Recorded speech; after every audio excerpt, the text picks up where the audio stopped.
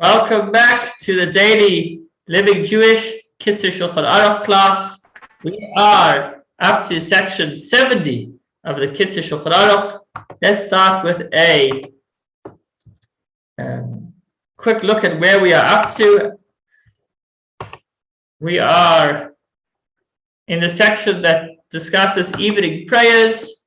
We learned in our previous classes about the mincha and afternoon prayers, and now we learn about the Maariv, the evening prayers, or also referred to as Aravit, the prayers that are said at night.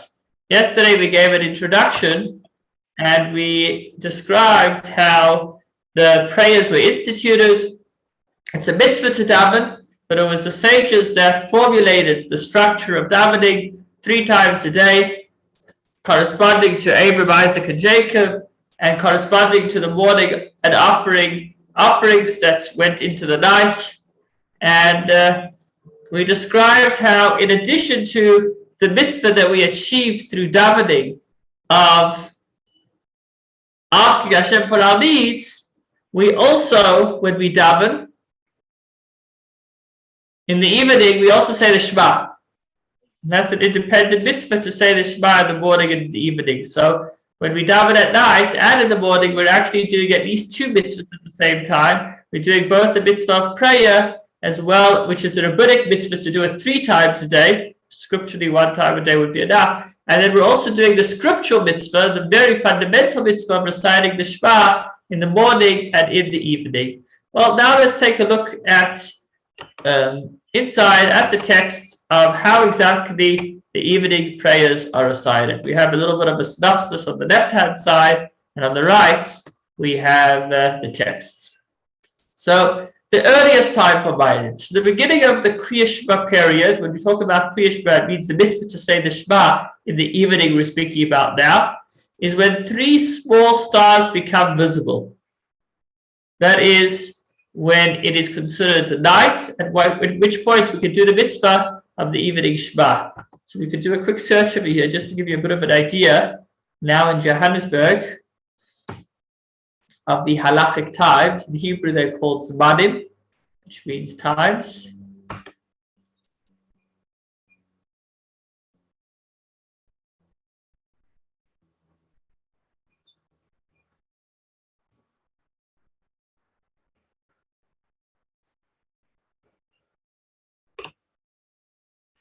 So it started getting light this morning at about 4:30 a.m. We were able to recognize a somewhat familiar friend from a few feet away, from 2 meters away, at about 5 o'clock this morning without any superficial light. The sun rose at 10 to 6, and then the sun sets, or the sun will be setting, at 5 to 7. So that means the sun rose at around 6 a.m.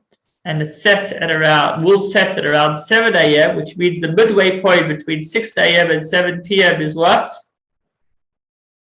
So 6 to 6 would be 12 p.m. But if we add another hour and cut it in half, so it means that midday is at 12:30, or more specifically, halachic midday today was at 12:22. The earliest time to daven mincha is about 30 minutes after that. That was at about 1 p.m. And then the sun will set, as we said, at 5 to 7. But the stars will only come out about 25 minutes later. Now, what we'll find interesting is that on a regular weekday, it says that the time that the stars come out is at 7:20. But if we look at Shabbos, today is Wednesday. So if we fast forward to this coming Shabbos, it's just 3 days, it's not going to change drastically. We'll see that he says that he doesn't say when the stars come out. Instead, he says when Shabbos ends, which is 7:29, which is later, 9 minutes later. Why is that? So there's actually different opinions exactly at what point 3 regular stars have come out. On a regular weekday night, we can suffice with relying on the opinion that the nightfall, the stars come out, is at about 17, 18, 19, 21, different opinions. But on Shabbos, we want to be a little bit more strict, so we go by 7:29. So we have approximately a 10-15 minutes gray area of when exactly it's considered like the stars have come out. But the point that we're saying is that although the sun sets at 6:53, it takes another at least 24 minutes until the stars come out. So the earliest time to say the evening Shema is when the stars come out, which would be tonight at about 7:17, about 25 minutes after the sun sets. Okay. On a cloudy day, one should wait until the doubt leaves his heart. This is before technology and clocks nowadays. Even when the clouds are out, we know exactly when the stars would come out if the clouds were clear. So I think this is less relevant. But I guess if you don't have a watch on you, and maybe it's Shabbos, you don't have your phone either, or your watch stopped working, so then you would just give it a few extra minutes till if it's cloudy, till you're sure that by now the stars would have come out. Okay, so we've said that the earliest time for Maariv is only when the stars come out. But that said, nowadays it's customary for the congregation to daven Maariv right after Mincha. Well, there's a little bit of a shir in between, even if it is not yet night. Why? In order not to burden the congregation. Because if we call Mincha for, let's say Mincha was called for just before sunset. We said sunset is 6:55. So if we called Mincha for 6:45, and then everybody davened Mincha, or 6:40, and then they went home at 6:55, to get them back to shul 15 minutes later is going to be a real hassle. And to get people to wait around for all that time is something that also not everybody is ready to commit to. So in order to make it possible to be able to daven with the minyan, the rabbis were the ones that instituted the Maariv prayer, and the same rabbis that instituted the Maariv prayer said that in a situation of difficulty, for example, if you're not going to struggle to get everybody to stay in shul from today, it would be from approximately 6:40 all the way till about 7:40. It's about an hour, because you need to daven mincha before sunset. So if you're going to call mincha for 15 minutes before sunset, and you're going to call Maariv for after the stars come out, so mincha is 15 minutes, and then you got to wait 25 minutes, and that's 40 minutes. And Maariv is another, let's say, 10-15 minutes. So you're talking now at about 50-55 minutes, means people are in shul for a full hour on a regular weekday evening. Now we'll see in a moment that this really is praiseworthy and something that we should strive to do. But since not everybody is able to make that commitment, so the same rabbis that instituted that the evening prayers are said at night said that in order for people to be able to daven with the minyan, we will allow them to daven the evening prayer earlier, before its ideal time. So although when davening alone, one wouldn't be able to daven Maariv until the stars come out, if you're davening mincha with the minyan, and you don't want to lose your minyan, you want to be able to get people to come by keeping the whole thing to a small amount of time, then we are allowed to daven Maariv right after mincha. If you can have a little thought in between, then even better. There can be a little bit of complications as far as different time frames, but the bottom line is that's what we do. We daven mincha, and then we daven Maariv, even though it's before the time, to be able to facilitate people to be able to daven with a minyan. But you wouldn't be allowed to daven mincha before plaga mincha. Plaga mincha is a lot earlier. Now it's about an hour and a half before sunset. But then, even already having done so, they will not have a full obligation. The rabbi said we could move Maariv a little bit early, but not too early. That said, although you're allowed to daven with the minyan, even though if you're allowed to daven Maariv if it's with a minyan, even before the ideal time, the official time, Fortunate is one who prays Maariv with the congregation after nightfall. And so what they're going to do between Mincha and Maariv? If Mincha is at 6:40 and Maariv is at 7:20, what are people going to do from 6:55 till 7:25? What are they going to do for half an hour? Okay, there's a simple solution to that. Between Mincha and Maariv, one can engage in the study of Torah so that he joins the night and day with Torah. So that transition period from before sunset until after the stars come out is immersed in Torah study. And according to Kabbalah, this is a very significant matter. There's something powerful about joining the day and night with Torah.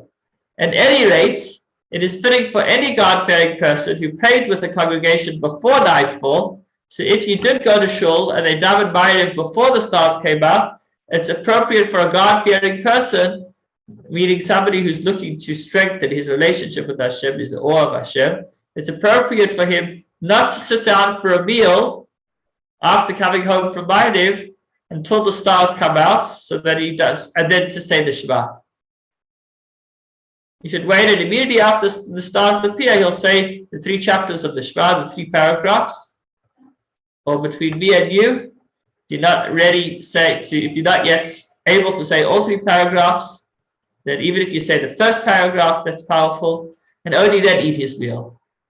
One who does not pray with the congregation, however, would not be allowed to daven Maariv early. So this is a practical halacha. If in shul they're waiting for a minyan, and the minyan doesn't show up, it should never happen. But if it happens, if the minyan doesn't show up, then they can daven Mincha by themselves, but they won't be able to daven Maariv right after Mincha because they don't have a minyan. Instead, people will either need a way around or go home and only daven Maariv once the time arrives. That is as far as the earliest time to daven. Now, once that time arrives, it is preferable to daven Maariv immediately when the stars appear. In fact, it's forbidden to start a meal or do anything, even to study Torah, from a half hour before the stars appear. The same as it is forbidden before Mincha Ketana. So once the time for Mincha or Maariv actually arrives, once the stars come out, then one is not allowed to engage in anything until he davens or until he says the Shema.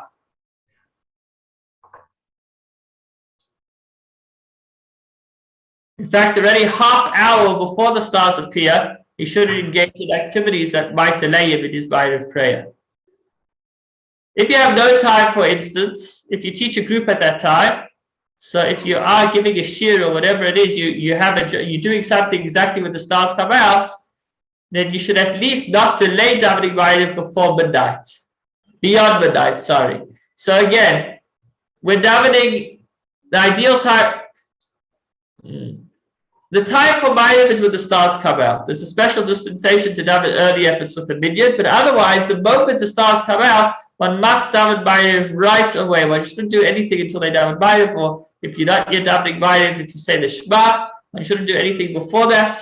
And if a person did, for whatever reason, delay it, at least the next cutoff point, it's really ASAP, but midnight is another cutoff point. Person should make sure that he davens before midnight. If for whatever reason he forgot to daven Maariv, then he should do so before midnight.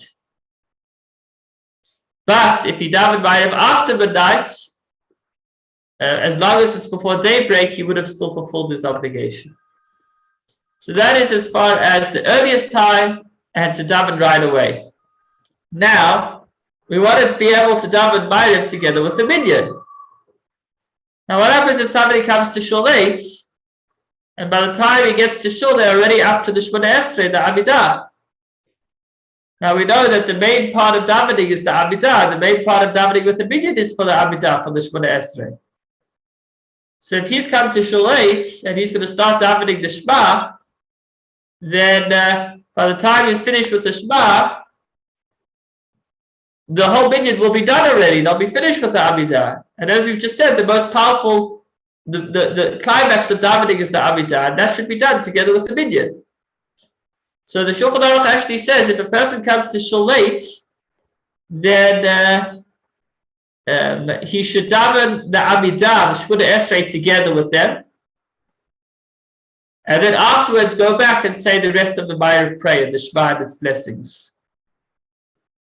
Or if they're in the middle of the Shema and its blessings, and he has enough time to catch up, just leaving out that one long paragraph that Ashkenazim say before Shmona Esrei, then you could catch up and just skip out that one long paragraph before the Shmona Esrei. If a person came to shul and the minyan's already in the middle of Maariv and he hasn't yet davened the mincha, so then you should first daven the Shmona Esrei of mincha while they're still saying the Shema and the blessings, and then wait a few moments and then continue on to the Shmona Esrei of Maariv together with the minyan. So it's worth mentioning that although by many halachic sources we've just mentioned in the Kitzur Shulchan Aruch, the importance of davening with a minyan outweighs davening in order. Therefore, a person should skip sections of the davening in order to catch up to the minyan, and he can make them up afterwards. There are also halachic sources which are followed by Hasidic communities which say that the importance of davening in order actually outweighs the importance of davening with the minyan. And according to those authorities, person would actually rather daven in order, even if it means that he's going to be saying the Shmona Esrei after the minyan says Shmona Esrei. And both of these are halachic sources. As far as what you should do, I guess you would consult with your local Orthodox rabbi as far as whether, if you come to shul late, should you skip to daven the Shmona Esrei with the minyan, or should you rather daven in order to not skip davening. So those are both important things. Once the Kitzur mentioned the one opinion, I wanted to mention the other one as well. Okay, now he makes reference to a very long blessing that's recited just before the Amidah. There's actually debates amongst the halachic authorities whether or not this paragraph should be said, Baruch Hashem La'elam Amen V'Yamed. So Ashkenazim do say it, and he mentions it, and he says that should still be recited while seated.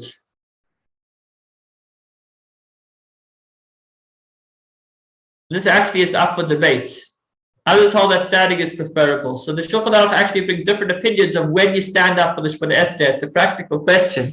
Everybody's seated for the Shema when they daven Maariv, and at a certain point, everybody stands up for Shmona Esrei. So when should they stand up?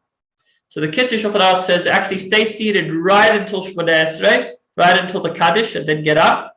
Others already get up at the beginning of Baruch Hashem B'Yolam. I didn't recently look into the reason for this argument, but it's worth being aware of these both two different opinions as far as when you get up. Otherwise, I guess you would just follow the custom of your community to stay safe. Just make sure you're copying the right guy. Okay, another very important point is that one should not make any interruptions and is not allowed to talk from the beginning to the end of the Maariv prayer. From when the Chazan begins V'hurachu, when he starts with Baruch Hu Hashem V'Vorach, up until you finish the Amidah, we don't speak. The only exception is that somebody would be allowed to make an announcement to remind people to make the inserts for Rosh Chodesh or for rain, because that's not considered an interruption. This final halacha, I see that we've hit 5:20, that we're at our final point. It's a beautiful halacha. And the halacha is that if you see that there's one person left in shul davening, then don't leave. You don't want to leave him by himself. You don't want to make him have to go home alone. You don't want to put him at risk. Stick around so that you can walk home together with him. Unless he only started davening Shmona Esrei later in a way that he knew that by davening now, he's going to be left by himself, and then it's a choice that he made. But if he didn't, if he was davening together with everybody and it's just taken him longer to daven, then stay around so that you could daven together. So we should always be there for each other. Nobody should ever be left alone. Thanks so much for joining, and wish